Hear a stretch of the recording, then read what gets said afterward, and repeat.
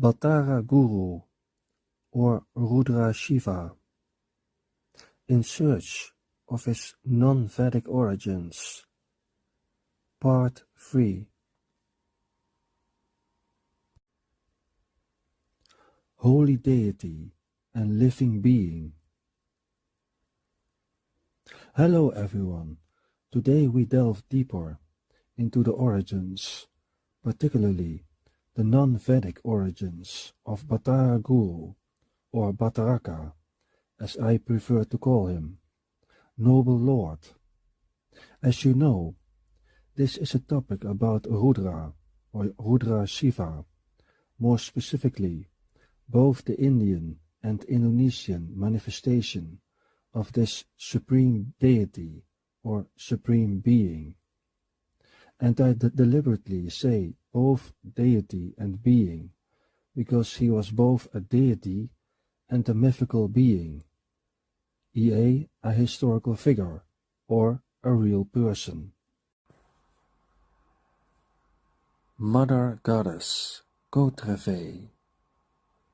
To better understand how Batara Guru and his wife, Durga or Durga Jagadadri, originally animistic or pre-Vedic god and goddess, were incorporated into later early Hinduism, we must delve deeper into the non-Vedic origins of Batara Guru's wife and her relationship to Rudra, who was in fact the predecessor of Shiva or Mahadeva, although she is represented in Hinduism as Durga Jagadadri. She originally manifested in the form of her animistic or paganist progenitor, named KOTRAVAI or KOTRAVAI.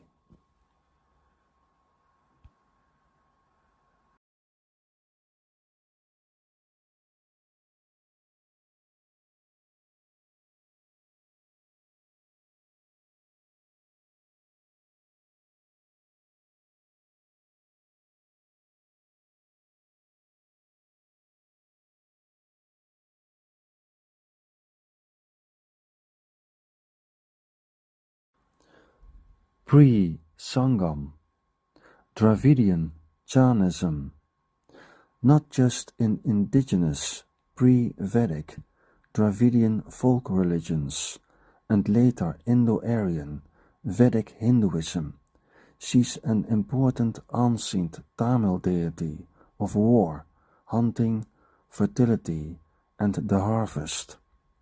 But she also appears much earlier in Jainism or the Jain Dharma, roughly between 5000 BCE and 3000 BCE, many centuries before the Sangam period.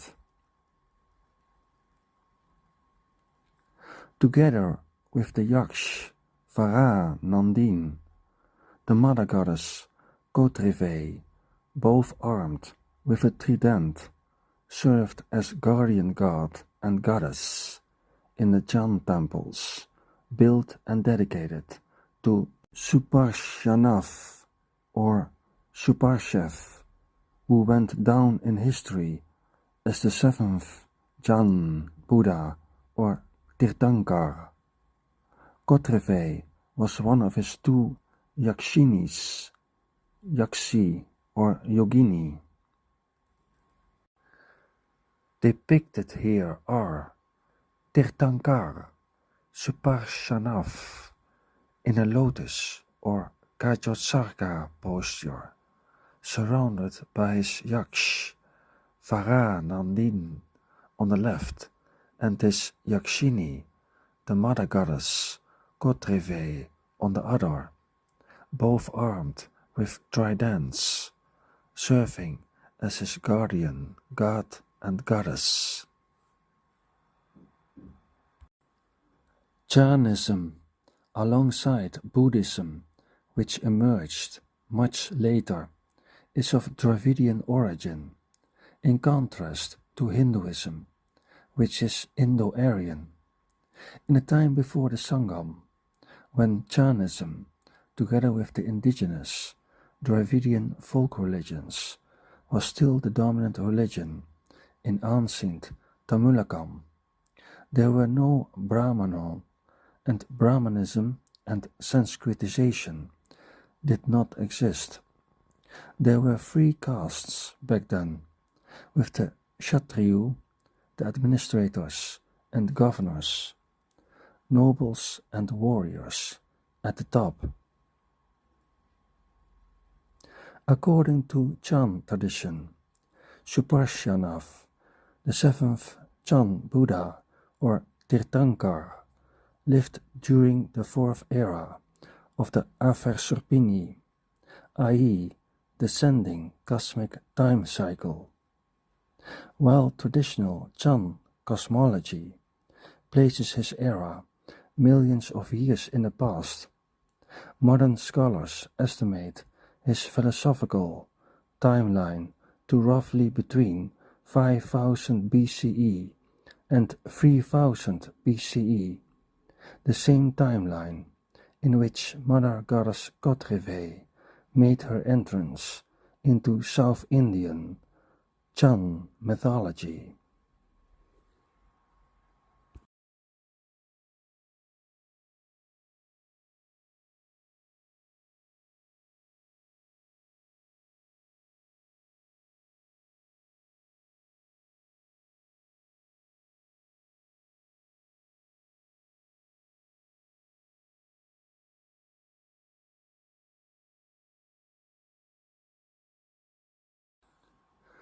According to the Jans, this fourth era of the Avarsarpini in India is primarily categorized as the second half of the Mesolithic or Middle Stone Age, more specifically the late Mesolithic, the last period of the Pleistocene, which was characterized by a gradual rise in temperature between the end of the last ice age, also called the Weichselian Ice Age, and the first half of the Neolithic, at the beginning of the Holocene, also known as the New Stone Age, and the dawn of the Chalcolithic or Copper Stone Age.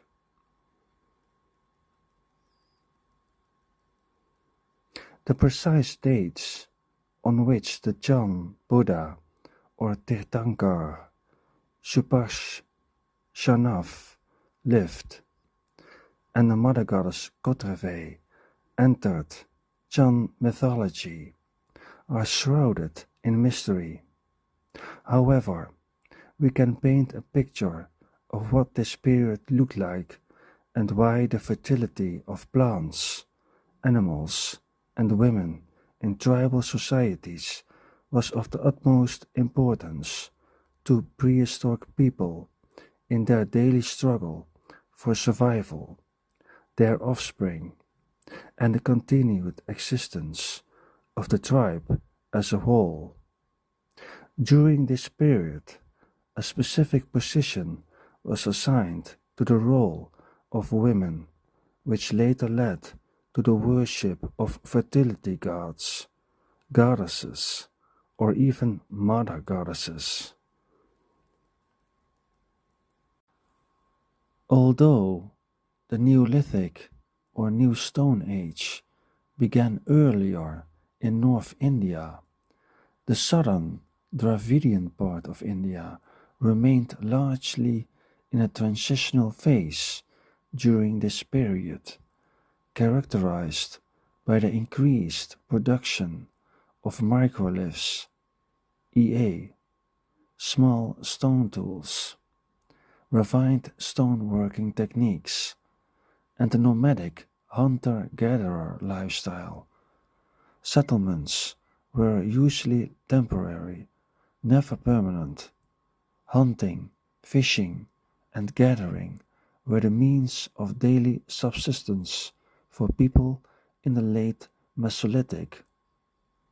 Both Rudra or RUDRA-SHIVA and Mother Goddess KOTRAVAI can be linked to certain Mesolithic cultures in ancient Tamoriṃ, as their cults were closely associated with hunting.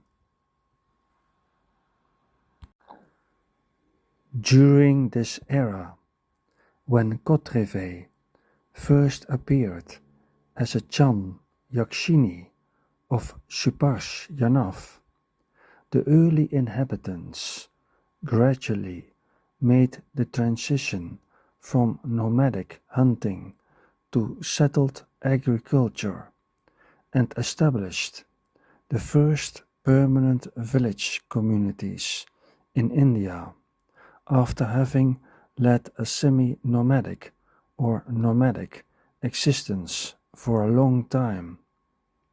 The run-up to the Chalcolithic from 4000 BCE to 1500 BCE, the period in which people began using both copper and stone tools, and a drastic shift took place from a nomadic hunter-gatherer lifestyle to small-scale urbanization, the precursor to the early Vedic period, roughly from 1500 BCE to 600 BCE, of which the late period was followed by the age of the Sangam.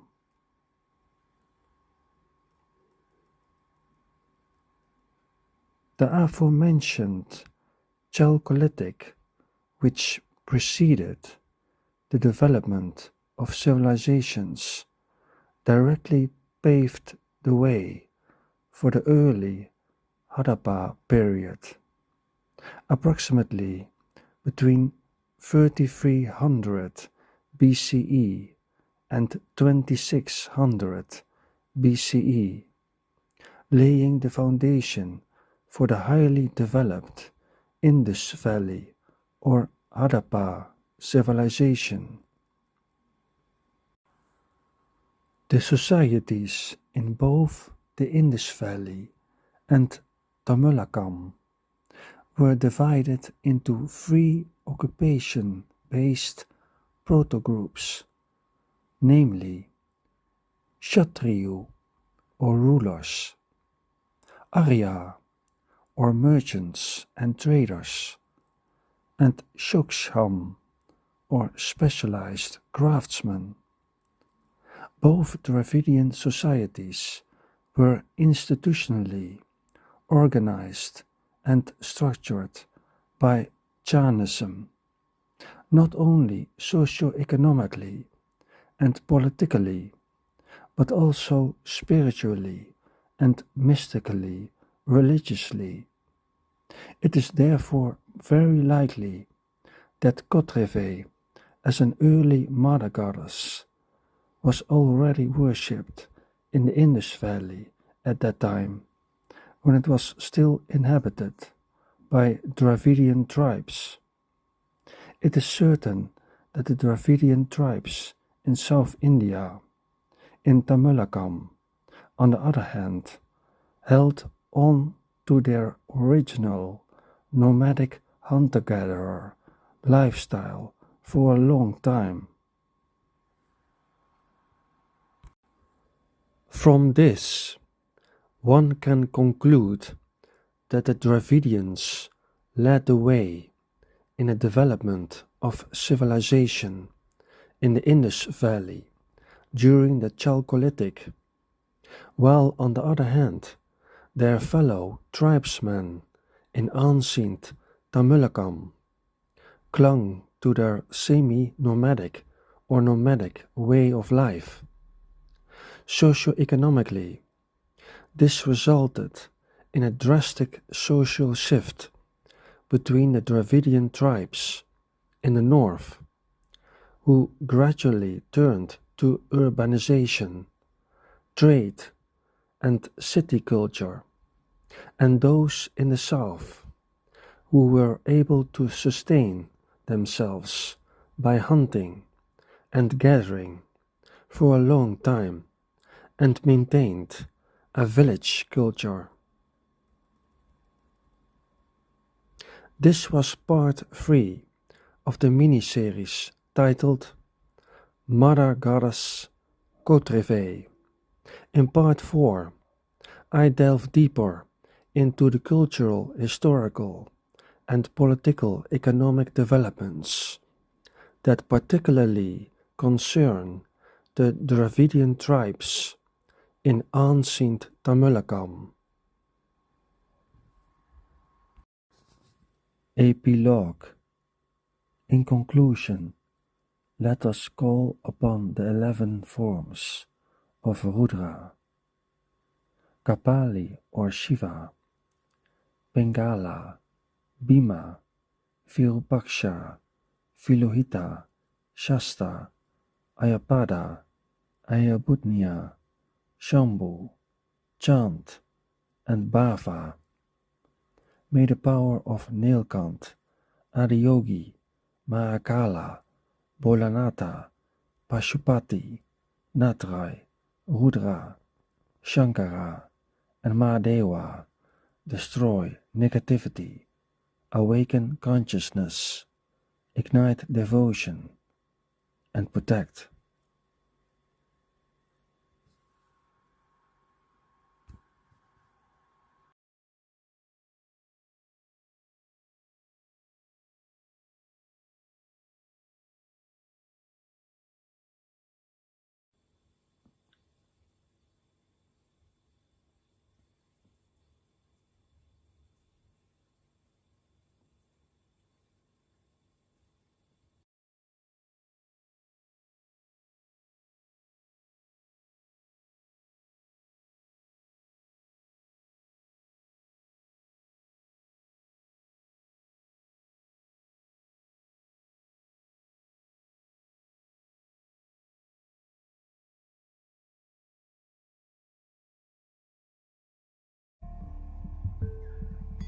Thanks for watching and listening.